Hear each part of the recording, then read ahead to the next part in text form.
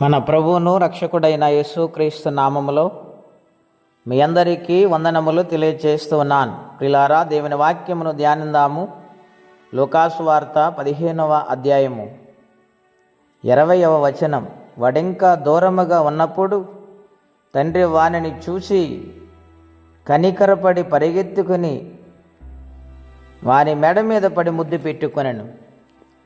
ప్రియ స్నేహితులారా, ఉదయకాల సమయంలో పరిశుద్ధాత్మ దేవుడు మనందరితో మాట్లాడుచున్న మాట, దేవుడు కనికరపడే దేవుడు, ఆయన జాలిపడే దేవుడు, ఆయన ప్రేమించు దేవుడై ఉన్నారు.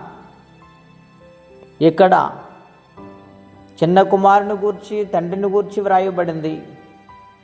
మాట వెనుక ఇష్టానుసారమైన జీవితము జీవించి చివరకు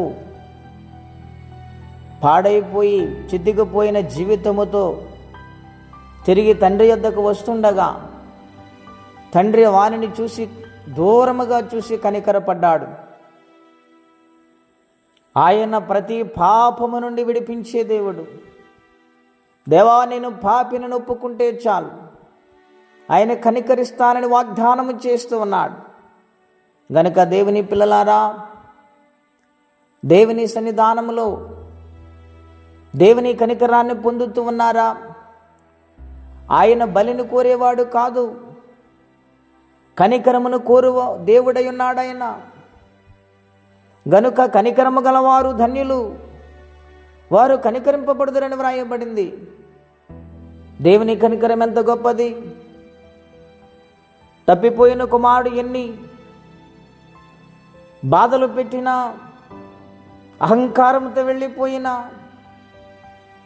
తన జీవితంలో చెప్పిన మాట వినకుండా నిర్లక్ష్యము చేసి అహంకారం పూని వెళ్ళిపోయినా, తన తప్పు తాను తెలుసుకుని వచ్చినప్పుడు తనను చేర్చుకున్న దేవుడు ఎంత కనికరమ కలిగిన దేవుడు.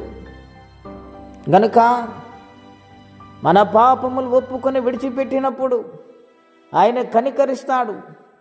ఏ సమస్య అయినా, ఎటువంటి గడ్డు సమస్య అయినా ఆయన పరిష్కారము చేసే దేవుడై ఉన్నాడు. గనుక కనికరించు దేవుని యొద్దకు మనము రావాలి, ఆయన సన్నిధానములో తగ్గించుకోవాలి, ఆయన పాదాల పట్టుకుని బ్రతిమాలాలి. అప్పుడే దేవుని కనికరం మన మీదకి దిగి వస్తుంది. ఆ కనికరం పొందుకునే వారిగా ఉందాము. దేవుడిచ్చిన ఈ జీవితాన్ని, ఈ శ్రేష్టమైన బ్రతుకును ఆయనకు సమర్పించుకుని ఆయన కనికరములో బ్రతకాలని కోరుకుంటే మాటలు నేను ముగిస్తూ ఉన్నాను. ప్రార్థనండి. అత్యంత కృప కలిగిన దేవా, మహోన్నతమైన మీ నామము కొరకై వందనాలు. నీవు కనికరించు దేవుడవు, కాపాడే దేవుడవు, సహాయము చేసు దేవుడవు, ఆదరించు దేవుడు, ఆదుకునే దేవుడు అయి ఉన్నావు. గనుక తప్పిపోయిన కుమారుణ్ణి, తన పాపను మీరు చూడలేదు, తన యొక్క పాత జీవితాన్ని మీరు చూడలేదు, తిరిగి చేర్చుకున్నావు, కనికరించావు. మా జీవితాల్లో కూడా తెలిసి తీరిన అపరాధములు క్షమించి మమ్మల్ని కనికరించి నీ సన్నిధానములు జ్ఞాపకము చేసుకొని మా ప్రతి సమస్యలను విడిపించి నీ రాజ్యమునకు వారసులుగా మార్చి నీ బిడ్డలకు అంగీకరించమని బ్రతిమాలుకుంటున్నాం. సహాయం చేయండి. ఎవరి యొక్క ఇబ్బందుల్లో కష్టాలలో ఉన్నారు వారికి నీ సహాయం పంపించమని యేసయ్య పుణ్యనామమున ప్రార్థించి అడిగి పొందినాము తండ్రి.